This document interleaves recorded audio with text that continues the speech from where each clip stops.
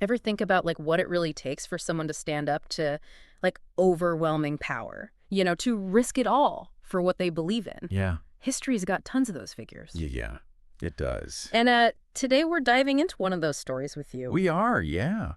We're going to be taking a real close look at a pivotal period in the Maldives Okay. during the 16th century, focusing on a man named Bodu Thakurufaanu Okay. and his resistance against the Portuguese. You shared some super interesting excerpts, Right. translated excerpts from the Dhivehi Thaareekh book. Yeah, And this historical text was put together in 1902 that's right. and gives us like a view into these events. Right. Tells the story of this guy's struggle against the Portuguese, who are called infidels in this text. Yeah. So what we're going to try to do today is really understand what went down. Right. What made them do this? And like what lasting impact did it have? So let's go back to the start. Okay. What was going on in the Maldives that made this resistance happen? So the story starts with a big turning point. When the Portuguese take over in May 1558, Okay. after King Ali was killed. Okay. This is when things got bad. The text calls it like a time of huge persecution and just pillaging. It wasn't just a change in who was in charge, was it? No, not at all. Because the source material, it really paints a very disturbing picture of what it was like to live under Portuguese control. Exactly. Yeah.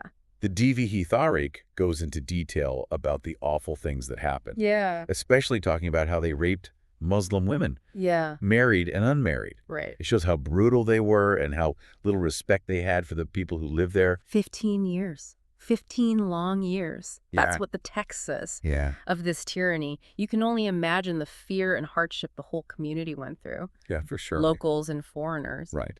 Everyone was affected. It's during this really dark time that Muhammad Thakurufaanu shows up. Yeah. So tell us about him. So Muhammad Thakurufaanu, who would later be known as Bodu Thakurufaanu, was from Utimu. Okay.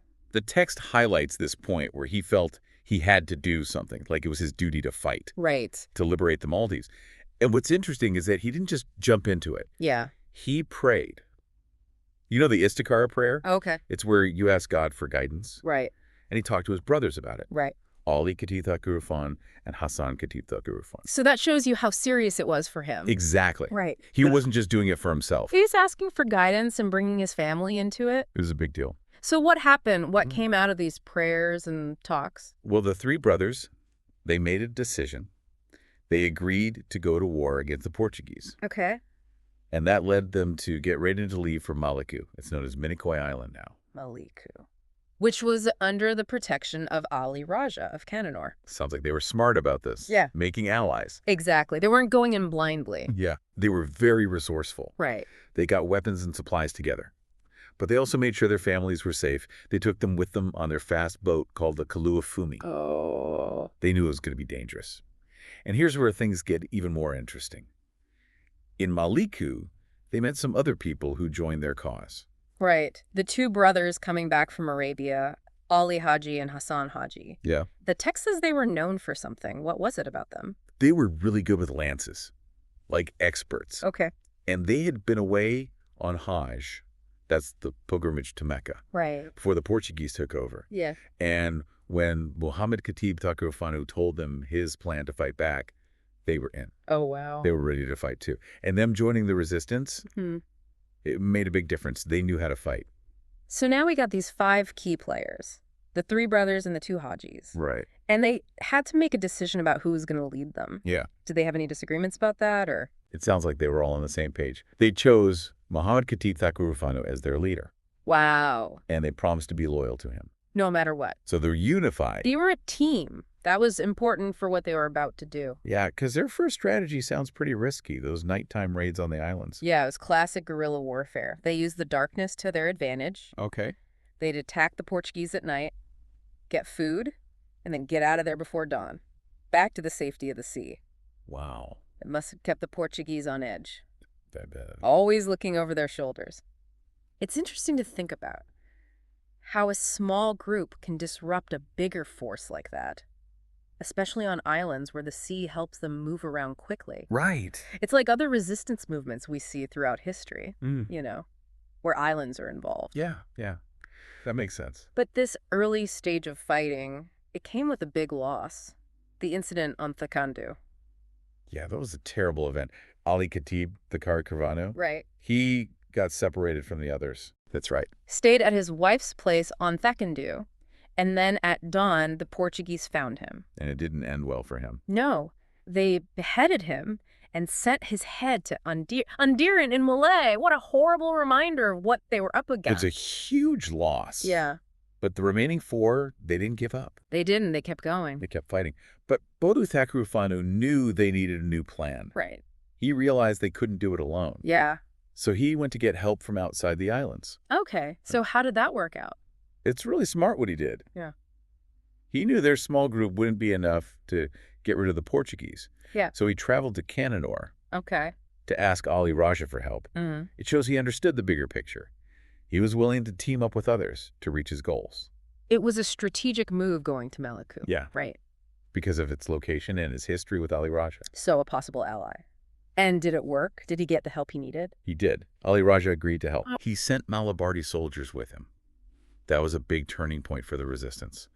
They had more people to fight with now. And the timing of when they got back to the Maldives, it was amazing. Yeah. What was it about the timing that was so significant? They got back to Maldives the night before the Portuguese were planning to force all the Muslims to convert or kill them. Oh, wow. It makes you wonder how much resistance there was already in Maldives Yeah.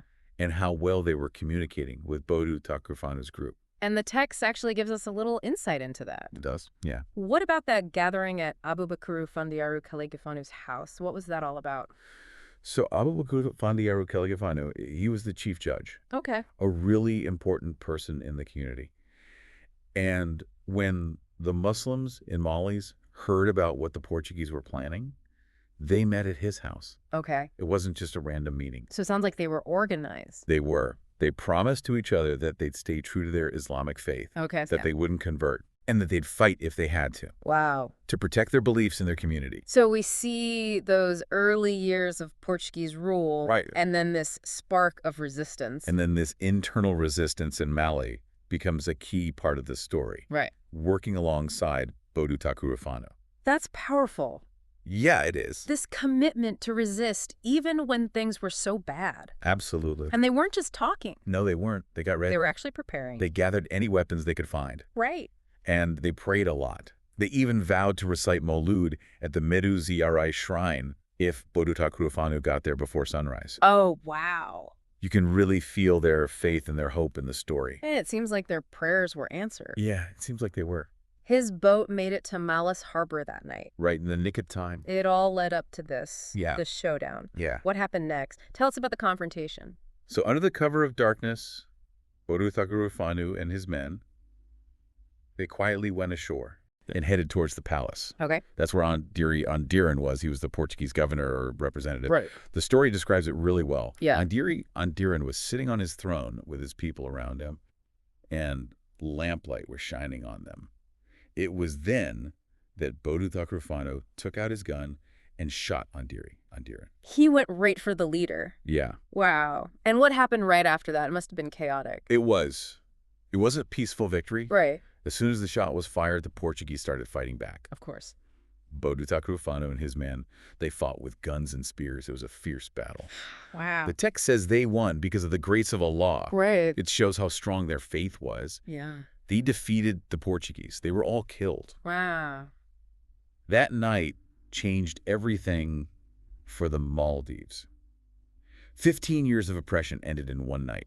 It's hard to even imagine. I bet the Muslims in Maldives were overjoyed. The Dhivehi Thaareekh describes it as a huge celebration. Yeah. They were so grateful to Bodu Thakurufaanu. They accepted him as their king right then and there. They were ready for a new leader. Yeah. And it sounds like Bodu Thakurufaanu, he did the right thing. He didn't abuse his power. Exactly. The text talks about how he treated everyone with kindness. Right. And he kept most of the existing systems in place. Okay.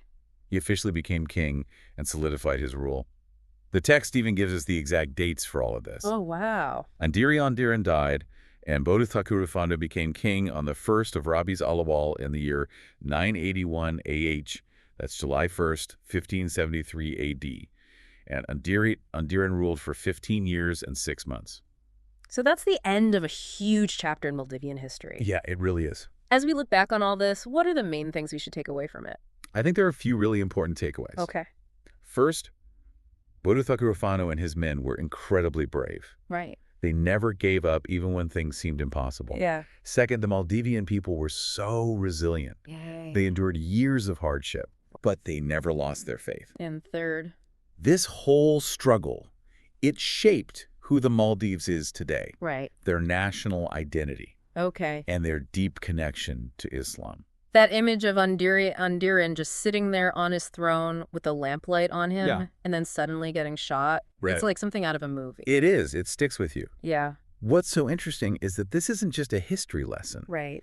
It's a story that's become part of Maldivian culture. Yeah. A story about fighting back against tyranny. Absolutely. It's a story that's been passed down through generations. Exactly. So as we wrap up our deep dive into Bodu Thakurufaanu's fight against the Portuguese, Okay. here's something for you to think about. What can we learn from this centuries-old story about how strong resistance can be, even when things seem hopeless? And where do we see similar fights happening today? People fighting for their freedom, Yeah, that's a good question. their culture, their religion. It's important to remember that one person's actions can change the course of history. Yeah, they really can. Thanks for listening.